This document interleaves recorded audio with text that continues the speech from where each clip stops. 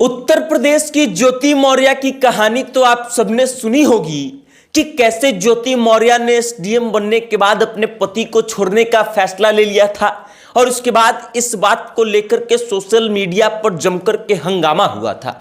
ठीक ऐसा ही एक खबर बिहार के शेखपुरा जिले से आ रहा है, लेकिन कहानी में बस अंतर इतना ही है कि इस बार पति पढ़ाई पूरा कर लिया है, नौकरी लग गई है, तो अब वो अपनी पत्नी के साथ नहीं रहना चाहता है।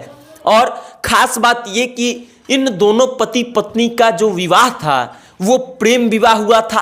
पत्नी पढ़ाने के लिए खुद नौकरी करती है, पति को इंजीनियरिंग की पढ़ाई पूरी करवाती है और पति का जैसे ही इंजीनियरिंग कंप्लीट होता है, पति उस लड़की को अपनी पत्नी मानने तक से इनकार कर देता है।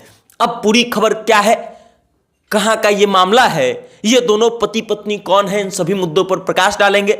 लेकिन उससे पहले नमस्कार, मैं वेद प्रकाश हूं और आप सत्ता से जनता तक देखना शुरू कर चुके हैं।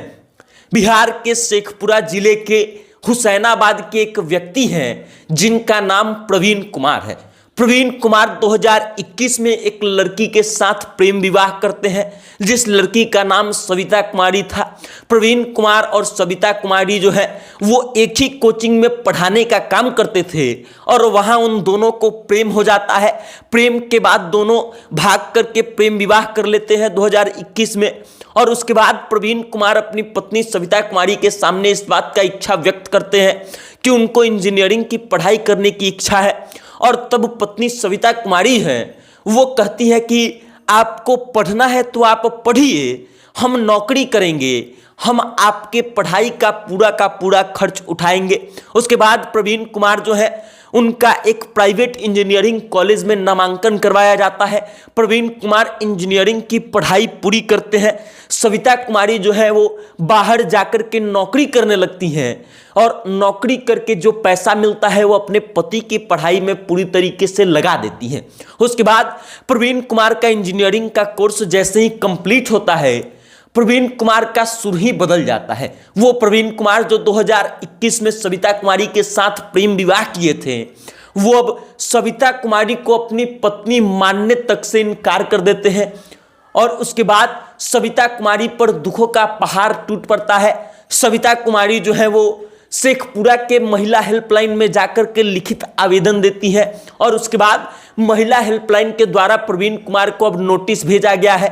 महिला हेल्पलाइन के सूत्रों की माने तो महिला हेल्पलाइन जो है सबसे पहले प्रवीण कुमार और सविता कुमारी के बीच जो है वो एक सेशन करवाएगी, जिसमें दोनों को समझाया बुझाया जाएगा और बताया जाएगा कि अलग मत होइए आप लोग। लेकिन उसके बावजूद अगर प्रवीण कुमार नहीं मानते हैं तो फिर उनके खिलाफ कानूनी कार्रवाई शुरू की जाएगी और कानूनी प्रक्रिया जो हो सकता है वो अपनाई जाएगी। बाकी ज्योति मौर्य की कहानी को सुनकर के उत्तर प्रदेश और बिहार के लोगों का ध्यान एकदम अलग हो गया था। लोग इस बात को लेकर के सदमे में आ गए थे कि पत्नी को पढ़ा करके अगर कोई सरकारी नौकरी करवा देता है, कोई अधिकारी बना देता है, तो सरकारी नौकरी लगने के बाद पत्नी अचानक से अपने पति को छोड़ देगी। उसके बाद हमने देखा था कि कैसे तमाम जगहों से ये खबरें आने लगी थी कि ज्योति मौर्य के कारण कई महिलाओं का पढ़ाई छुड़वा दिया गया था। उनके पति नहीं चाहते थे कि वो आगे पढ़ाई करे। और उसके बाद अब एक कहानी ऐसी है कि पत्नी दिन रात मेहनत करती है, अपने पति को इंजीनियर बनाती है और उसके बाद पति उस औरत को अपनी पत्नी मानने से इनकार कर रहा है। अब प्रवीण कुमार और सविता कुमारी के बीच आगे क्या होगा, कानूनी प्रक्रिया से ये दोनों अलग होंगे या फिर कानून की मदद से दोनों एक होंगे, ये तो देखना दिलचस्प होगा। लेकिन आप इस बात को याद रखिएगा कि ज्योति मौर्य जिस तरीके से वायरल हुई थी, हो सकता है कि ये खबर भी बिहार में आग की तरफ फैल जाए और उसके बाद इन सब चीज़ों को लेकर के भी सोशल मीडिया पर खूब मीम बने। बाकी अब ज्योति मौर्य का तुलना प्रवीण कुमार से आप कीजिएगा और अपने मन में बताइएगा कि दोनों में बेहतर कौन हो सकता है और प्रवीण कुमार क्यों जो है वो पीछे हट रहे हैं और सविता कुमारी को अपनी पत्नी मानने से इनकार कर रहे हैं। बाकी अब आप इस खबर को लेकर के क्या सोचते हैं, अपनी राय भी कमेंट करके हम तक भेज दीजिएगा और देखते रहिएगा सत्ता से जनता तक। बहुत बहुत धन्यवाद।